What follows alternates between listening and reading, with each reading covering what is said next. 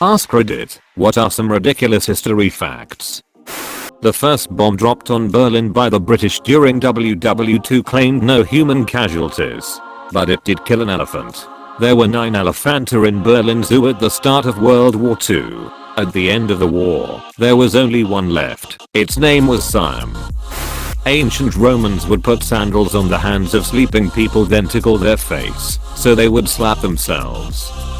When the Romans laid siege to Themyscira, a real place weirdly enough, they attempted to tunnel into the city.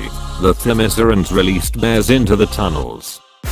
Claudius Drusus died in AD 20 from asphyxiation when he tossed a pear in the air and caught it in his mouth. The pear tree was put on trial, found guilty of murder, and destroyed. The Spartans never built a city wall, figuring that their reputation alone would mean no one would dare attack them. But, during the Persian War, the Persians, who had already burned Athens twice, hired a Greek guide to take them to Sparta. But when they got there, they saw a kinda crap looking city without even a wall. They figured there was no way this place could be the mighty Sparta they had heard so much about. So they figured the Greek was lying, and thus Sparta was spared. Edit, I'm remembering this from reading it in the book Persian Fire by Tom Holland. It's quite possible that I'm misremembering details, or that Holland's text identifies this as a legend or story. Still, the book is a fantastic read, and I heartily recommend it. The Battle of Bull Run, during the American Civil War, was called the Picnic Battle because so many civilians from Washington went on picnics on the sidelines and watched. But once the battle actually started, and the Union started to get its ass kicked, they all ran away, running over injured soldiers and dead bodies, and generally disrupting the battle. This was actually a relatively common thing during the Civil War. I know it happened at Gettysburg too. It also happened at the Battle of Watling Street in the year 61. The Iceni were so confident they would defeat the Romans, they gathered round in their wagons to watch. When they were routed and had to fall back, the wagons blocked their path, and that's how Baetica was defeated.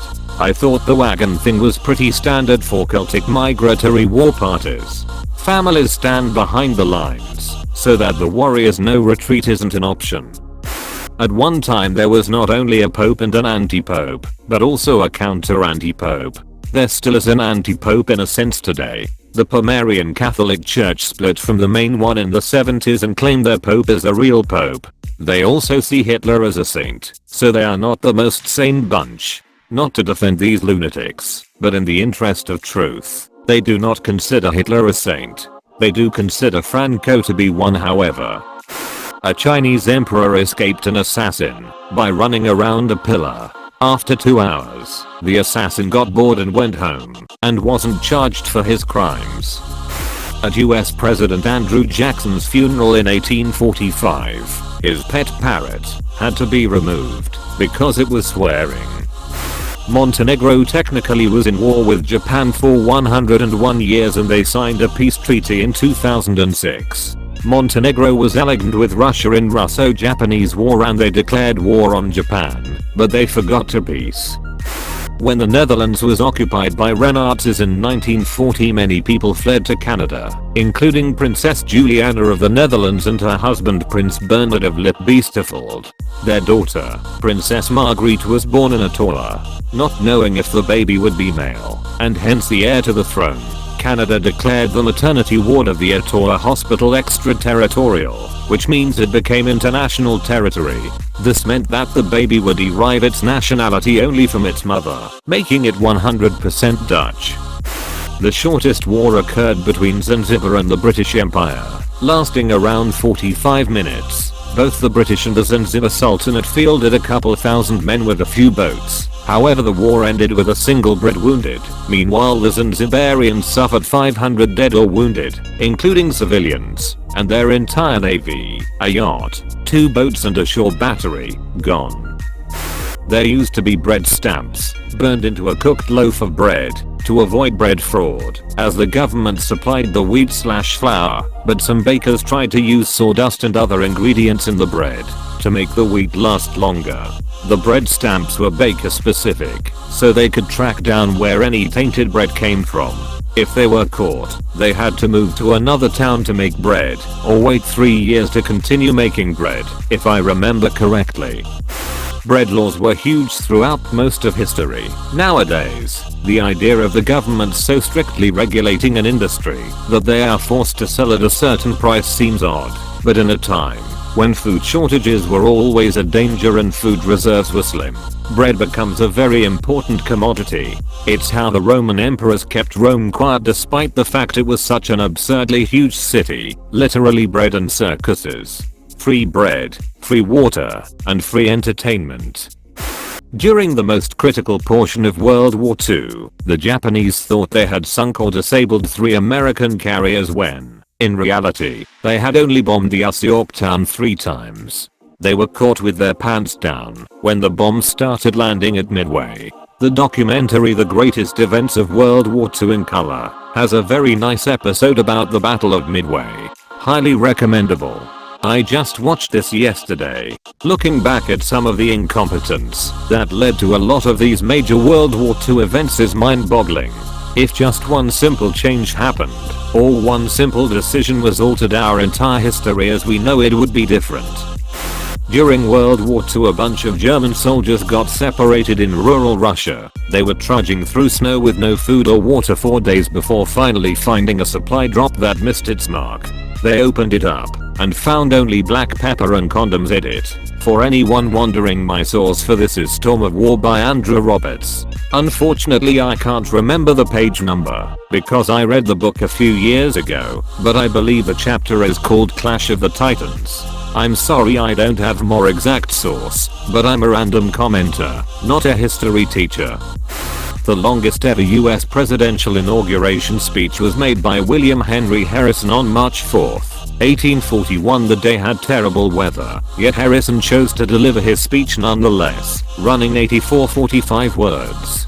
In fact, the speech was so long, and the weather so terrible, that Harrison caught pneumonia and died on April 4th, making him the shortest reigning US president ever. During the Cold War, there was an idea to drop XL condoms labeled medium onto the Soviets, to make them think we were anatomically superior and be more afraid of fighting us. Easily my favorite part of American history. It is told by Herodotus that when Xerxes invaded Greece he had to build pontoon bridges, which were destroyed by a storm before completion. Xerxes was so upset at what happened that he had every engineer beheaded and sent soldiers down to whip the sea 300 times for its failure to obey him and comply with his plans. Canada and Denmark have been playfully fighting for control of a tiny island near Greenland called Hans Island for decades. When the Danish visit, they leave a bottle of Danish schnapps liquor. When the Canadians visit, they take the schnapps and leave a bottle of Canadian Club whiskey and a sign that says "Welcome to Canada." Before Abraham Lincoln became a politician, he was a champion wrestler. With more than 300 bouts under his belt, Lincoln only lost one match in his career and was inducted into the National Wrestling Hall of Fame in 1992.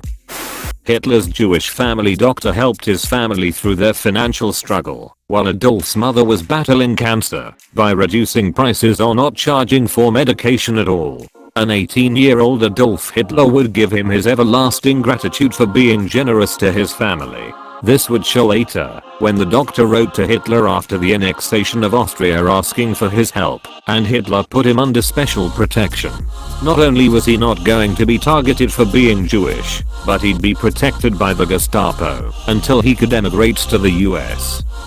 Pepsi once had the 6th largest military in the world after the price of Russian vodka couldn't cover their deal for Pepsi products. So they traded 17 submarines, a frigate, a cruiser, and a destroyer for a trade deal.